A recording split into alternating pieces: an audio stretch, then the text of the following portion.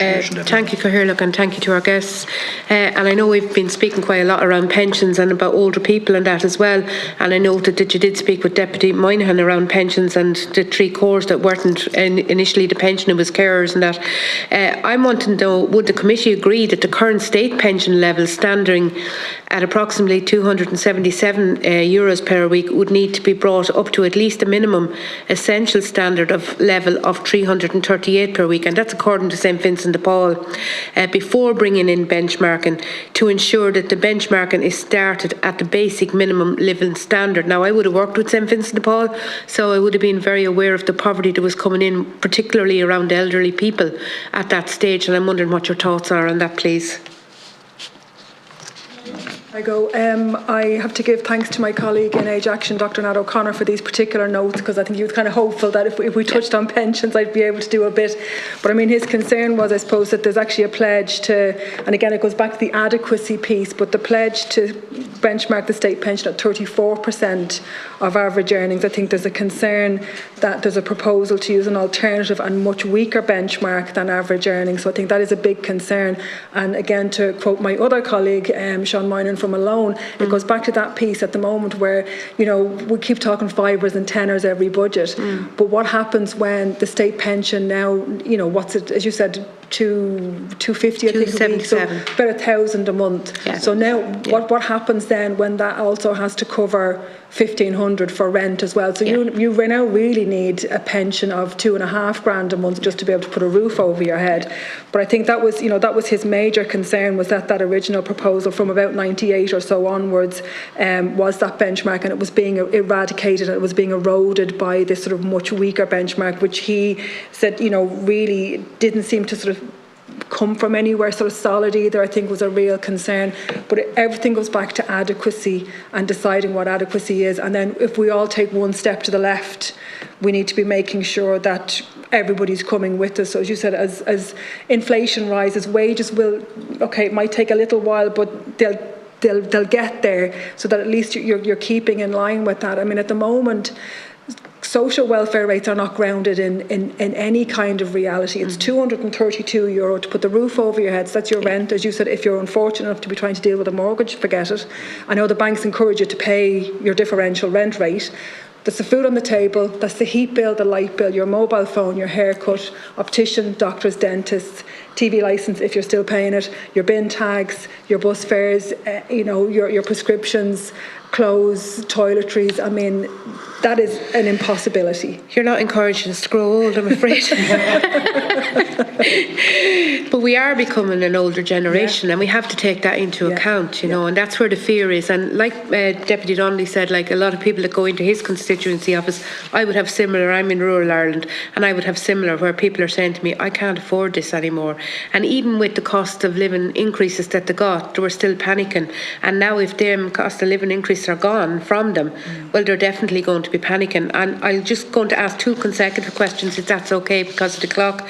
So I'm wondering, with regard to the fact that price indexation is viewed as a standstill policy, what measures would be put in place to ensure such indexation actually benefits those who need it most, such as the elderly people solely dependent on the state pension, which is what we're talking about, which at present doesn't even come up to the minimum standard, essential standard of living levels, and who are disproportionately affected by cost of living and fuel crisis, which is again what we're talking about.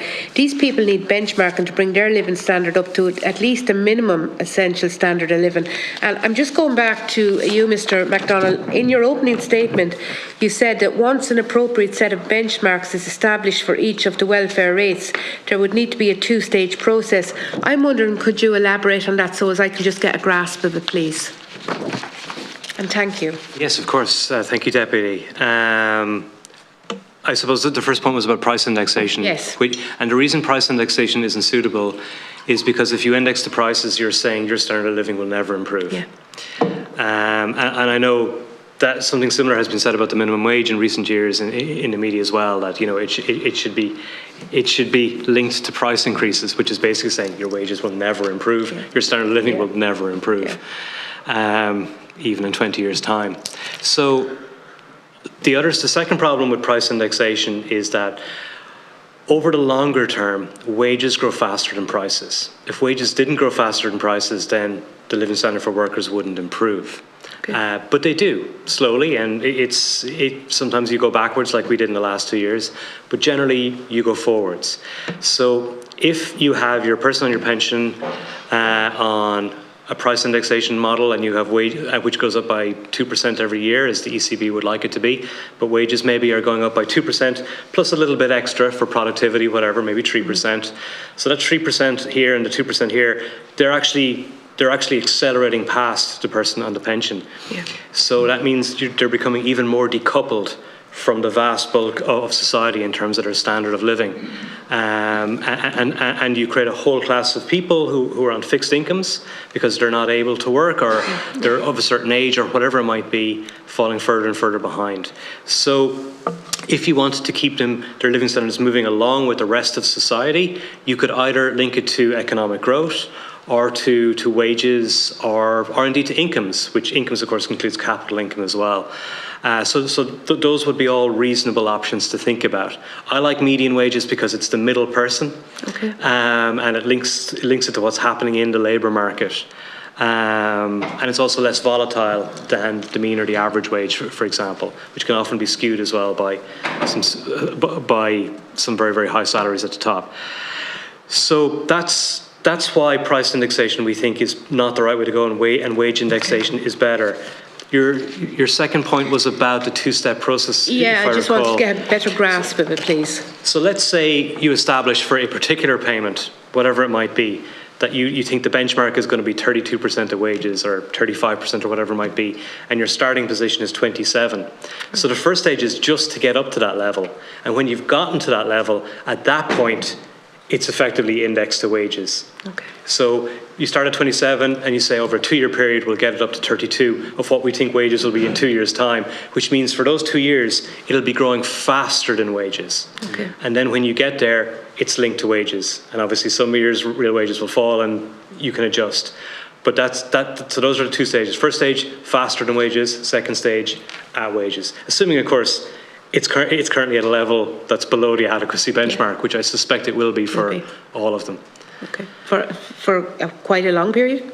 No, sorry. I assume that any research-based approach that looked at the adequacy of payments would find that none of them reach the adequacy threshold, and therefore there would be a catch-up for all of them. Perfect. Thank you very much. Thank you, Cathaoirleach. Thank you. Thank you very much, Debbie. Yes, Mr. McGeady, you wanted to respond to Deputy Ryan's points. Yeah. To echo what Thomas said, I suppose, again, the key thing is the great advantage of indexation is once you've reached the benchmark, which takes a bit of work, after that you're only ever incrementing, with wage increases or with earnings increases, which are what they are, but it's not a huge jump. So what it does is it takes the mountains and the valleys out of the system. And what you can see kind of doing a longer term analysis is sort of waves of poverty and waves of inequality in our system. So very often what you'll see is as you have economic growth, you'll actually have an increase in poverty, because what happens is as wages increase, the social welfare rates don't keep pace. They fall behind. You end up with a situation where more people are below the 60% of the median income, which is your poverty line, and eventually, and then government has to work to eventually play catch up and bring them up. But in that space in between, from them really falling and that eventually catch up, a huge amount of damage can be done. And the thing about indexation is it takes that damage out of the system, because it allows you to maintain a consistent link with wages, with the broader economy. Yeah. And I just felt that was really, really important to draw attention to. And the other thing, you mentioned people being fearful and being anxious. The other thing about indexation is it takes anxiety out of it, because people will know they're not going to be waiting on budget day to find out, is my rate going to go up? Is it going to go up by a 10 or is it going to go by 12? What's it going to go up by? They'll know, okay, well, at a minimum it's going to go up. It's going to keep pace. At a minimum, it's going to retain its value. you know, compared to wages.